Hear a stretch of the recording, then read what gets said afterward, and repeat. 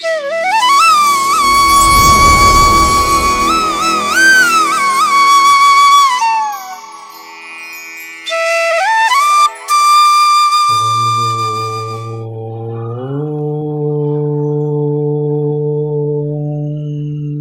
సమర్థ సద్గురు సాయినాథ్ మహారాజ్ కీ జై. ముందుగా సాయి భక్తులందరికీ నమస్కారం అండి. వీడియో చూస్తున్న ప్రతి ఒక్కరిపైన ఆ సాయినాథుని ఆశీస్సులు ఉండాలని, బాబా గారి భక్తులందరూ ఎప్పుడూ కూడా ఆనందంగా సంతోషంగా వారి జీవితాన్ని గడపాలని మనస్ఫూర్తిగా కోరుకుంటూ ఈ వీడియో స్టార్ట్ చేస్తున్నాను ఫ్రెండ్స్. ఈరోజు సందేశంలో బాబా గారు మనతో ఇలా అంటూ ఉన్నారండి.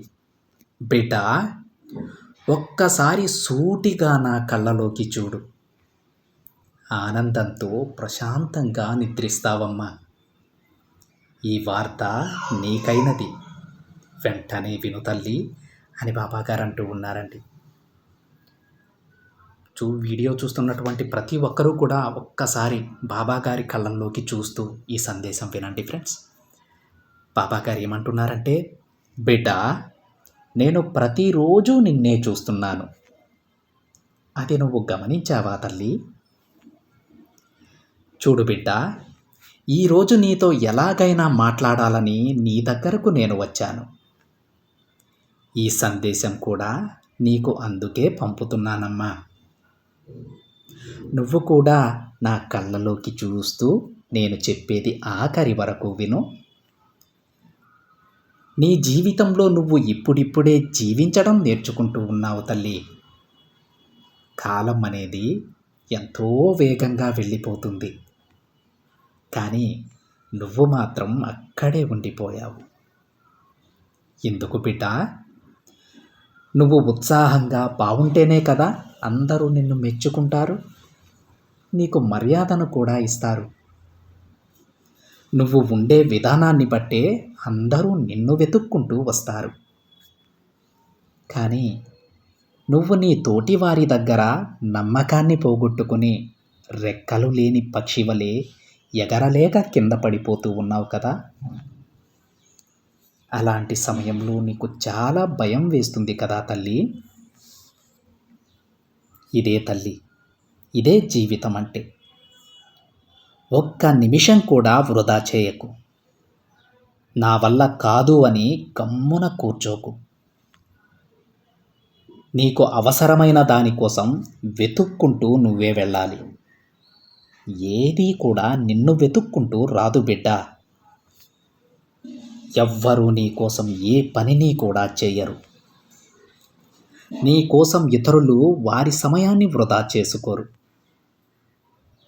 కాబట్టి నువ్వు ఎవ్వరినీ నమ్మకు, ఎవరిపైన ఆధారపడకు. నీ జీవితాన్ని నువ్వే జీవించాలి. నీ గమ్యాన్ని నువ్వే చేరుకోవాలి. ఒకసారి ప్రయత్నించి ఓడిపోయినా కానీ మళ్ళీ మళ్ళీ ప్రయత్నించాలి. అప్పుడే అన్ని విజయాలు నీకు అందుతాయి. నీ ప్రయత్నం నువ్వు న్యాయంగా చేస్తే అందుకైన ఫలితం నీకు ఇచ్చే తీరుతాను బిడ్డ. నేను ఎంతైనా సరే నీ తండ్రినే కదా.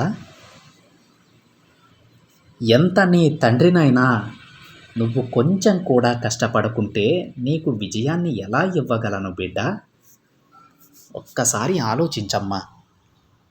అందుకే నీకు పదే పదే చెబుతూ ఉన్నాను, నీ ప్రయత్నం నువ్వు తప్పకుండా చెయ్యి.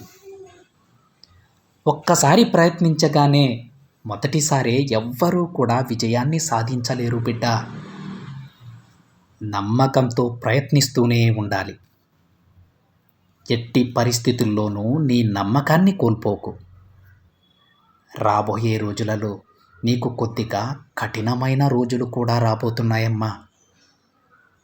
అలాంటి సమయంలో నువ్వు కొంచెం పోరాడాల్సి ఉంటుంది. ఒకవేళ నీకు ఓటమి వచ్చినా కానీ మళ్ళీ మళ్ళీ ప్రయత్నించు. 10 సార్లు ఓడిపోవచ్చు, కానీ 11వసారి తప్పకుండా గెలుస్తావు. ముందు నువ్వు నీపై నమ్మకం పెట్టుకుంటే నువ్వు దేనినైనా సాధించగలవు బిడ్డ. అలా కాకుండా నీ నమ్మకాన్ని వదిలేసి ఇతరులను దూషించటం చాలా తప్పు. నా ఓటమికి కారణం నాతోటి వారే, వారి వల్లే నేను మళ్ళీ మళ్ళీ వెనకబడిపోతూ ఉన్నానని సాకులు వెతకకు. నీ ఓటమికి నువ్వే బాధ్యత వహించాలి. నువ్వు ఓడిపోయినప్పుడు ఇతరులను తప్పు పట్టకుండా నువ్వు ఎక్కడ తప్పు చేశావో ఆలోచించు బిడ్డ. ఆలోచించి ముందుకు అడుగు వెయ్యి. కష్టమైన పరిస్థితులు వస్తే భయపడకు తల్లి. నీకు తోడుగా నీ బాబాను నేనున్నాను కదా. ఇక నువ్వు ఎదురు చూస్తున్న కార్యం అతి త్వరలోనే నెరవేరబోతోంది. నీ జీవితంలో నువ్వు మంచి స్థాయిలో నిలబడతావు బిడ్డ. నేను ఎప్పుడూ నీ చెయ్యి వదలను.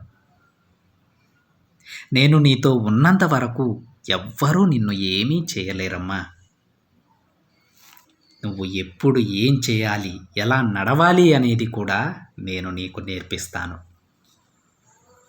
నీ సమస్యలు తీరేందుకు మంచి సలహాలు నేను నీకు చెప్తాను. ఇక నీ మనసులో ఉన్న దిగులు మొత్తం వదిలేసేయ్ తల్లి. చెడు మాటలు పట్టించుకోకు. నా మాటలు మాత్రమే విను. నీకు అవసరమైనప్పుడల్లా మంచి మంచి మార్గాలు నీకు నేను చూపిస్తానమ్మా. నా సందేశాలు వినేందుకు, నేను చూపించే మార్గంలో నడిచేందుకు నువ్వు సిద్ధంగా ఉన్నావు కదా. నిదానంగా నీ పనులు జరుగుతుంటే ఆనందించు బిడ్డ. ఎందుకంటే అవే నీ జీవితాన్ని మంచిగా మారుస్తాయి. నీ పనులు ఆలస్యం అవుతుంటే దిగులు పడకు. అది కూడా నీకు ఒక రకంగా మంచే తల్లి. కష్టాలు ఎన్ని తట్టుకుంటావో అంత మంచి స్థాయికి నువ్వు చేరుకుంటావు. ఇక అంతా నీకు అనుకూలంగా మారుతుంది. నీ ప్రతి సమస్యకు ఒక ముగింపు ఉంటుంది బిడ్డ. ఆ ముగింపు నీకు ఎంతో ఆనందాన్నిస్తుంది. అతి త్వరలోనే నీకు మంచి దారిని నేను చూపిస్తానమ్మా. అప్పటి వరకు నమ్మకంతో ఉండు. నీ బాబా సందేశాలు, మాటలు వింటూ వాటిని ఆచరిస్తూ ఉండు తల్లి. నమ్మకంతో ఉంటే నీకు అంతా మంచే జరుగుతుంది అని బాబాగారు అంటూ ఉన్నారు ఫ్రెండ్స్. చూడండి ఫ్రెండ్స్, ఈరోజు బాబాగారి మాటలు వింటే కొంతమందికి బాధ కలగొచ్చండి. ఎందుకంటే ఈరోజు బాబాగారు కొంచెం కఠినంగానే మాట్లాడారు.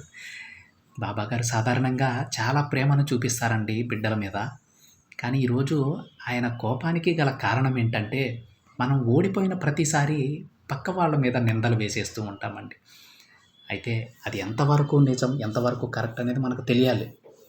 బాబాగారు ఏమంటారంటే, ఓడిపోయినప్పుడు అసలు ఎందుకు ఓడిపోయామో దాంట్లో మన తప్పేముంది అని వెతుక్కోవాలి. కానీ పక్కన వాళ్ళ మీద ఆ నిందలు తోసేసి మనం తప్పించుకోవాలనుకోకూడదు.